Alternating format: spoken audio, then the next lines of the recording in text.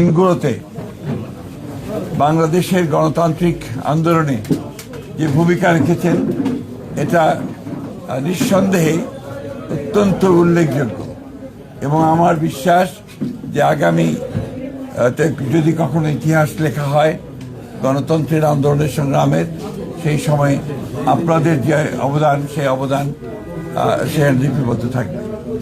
আমাদের এই কেন্দ্রীয় অফিস এটা আমাদের কাছে অত্যন্ত প্রিয় আমাদের এই অফিস, কারণ এখান থেকে পরিচালিত হয়েছে গণতন্ত্রের উত্তরণের সংগ্রামের সমস্ত আন্দোলনগুলো এবং এই অফিস থেকেই আমরা আমাদের নেত্রী দেশনেত্রী বেগম খালেদা জিয়া যিনি আমাদেরকে ছেড়ে চলে গেছেন তার নেতৃত্বে তার সভাপতিত্বে আমরা এর অফিসের সামনে বহু সভা করেছি যেগুলো জনগণকে অনুপ্রাণিত করেছে গণতান্ত্রিক আন্দোলনে ঝাঁপিয়ে পড়ার জন্য। আজকে খুব কষ্টের সঙ্গে আমাদের স্মরণ করতে হয় যে আমাদের সেই মহান নেত্রী যিনি আমাদের বাংলাদেশের সামগ্রিক গণতান্ত্রিক আন্দোলনে সবচেয়ে বড় ভূমিকা রেখেছেন, নেতৃত্ব দিয়েছেন এবং গণতন্ত্রকে আমরা ফিরে পেয়েছি বারবার। 91 সালে সেই 89-এর গণ আন্দোলনের সময় তিনি নেতৃত্ব দিয়েছেন, 91-তে সরকার গঠন করেছেন, পরবর্তীকালে 96-তে এবং তারও পরের প্রত্যেকটি আন্দোলনে তিনি নেতৃত্ব দিয়ে গণতন্ত্রকে প্রতিষ্ঠা করার জন্য তিনি কাজ করেছেন এবং তাকে সেই জন্যই আমরা বারবার স্মরণ করি এবং আমি যে বিশ্বাস করি যে দেশনেত্রী বেগম খালেদা জিয়া শুধু বাংলাদেশ নয় আমাদের এই এশিয়া প্যাসিফিক অঞ্চলে গণতন্ত্রকে প্রতিষ্ঠার জন্য যে সমস্ত নেতারা নেতৃত্ব দিয়েছেন তাদের মধ্যে নিঃসন্দেহে অন্যতম। আমরা তার চাই যে আল্লাহ তাআলার কাছে প্রার্থনা করি যে তাকে যেন বেহেশত নসিব করা হয়, তার রুহের মাগফিরাত কামনা করি। আমরা এখন নতুন এক বাংলাদেশের জন্য কাজ করছি, স্বপ্ন দেখছি। আমাদের নেতা, আমাদের তরুণ নেতা, আমাদের দলের চেয়ারম্যান এবং বর্তমান প্রধানমন্ত্রী তারেক রহমান সাহেবের নেতৃত্বে এবং অতি অল্প সময়ের মধ্যেই তিনি যে দেশের মানুষের মধ্যে যে একটা অবস্থান করে নিয়েছেন যে তিনি কাজ শুরু করেছেন এবং কাজ করবেন এবং তার বিভিন্ন কর্মপদ্ধতিতে সেটাই প্রমাণিত হচ্ছে।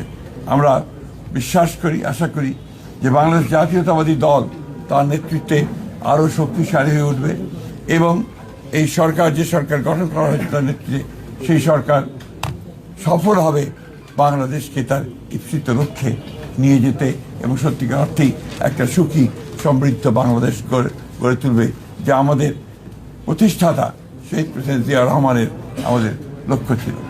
আমরা আশা করব যে আমাদের বাংলাদেশের সব মানুষ আমাদের দলকে সহায়তা করবে পূর্বের মতো সবসময়। একটা বিষয় হচ্ছে আপনি বলছিলেন যে খুব শীঘ্রই স্থানীয় সরকার নির্বাচন দিবেন, আজকে আবার কয়েকটি সিটি কর্পোরেশনের প্রশাসক নিয়োগ করা হলো, তার মানে কি স্থানীয় সরকার নির্বাচন একটা পিছিয়ে যাচ্ছে কিনা? না, স্থানীয় সরকার নির্বাচনের বিষয়ে কত নিয়মকানুন আছে তো সরকারি এবং যে প্রথাগুলো আছে সেগুলো কতগুলো মেয়াদ আছে, কতগুলো মেয়াদ শেষ হয়ে গেছে, সবগুলোকে এক জায়গায় নিয়ে এসে আমরা সরকারের তরফ থেকে একটা সঠিক সময়ে এই নির্বাচনগুলো দেওয়ার ব্যবস্থা আমরা করবো। তবে নিঃসন্দেহে এই নির্বাচনকে প্রাধান্য দেওয়া হবে।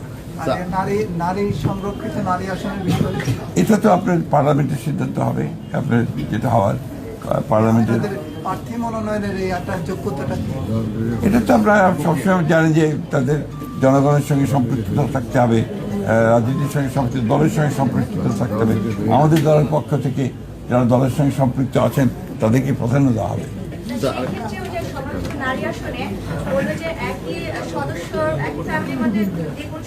এটা এখনই কিছু বলা যাবে না, আমি সেরকম কোনো সিদ্ধান্ত হয়নি এখন।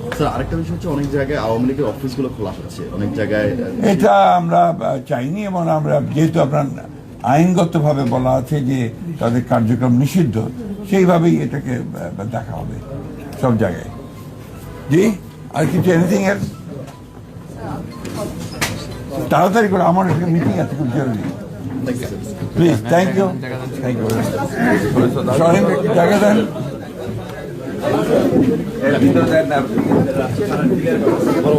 অসুবিধা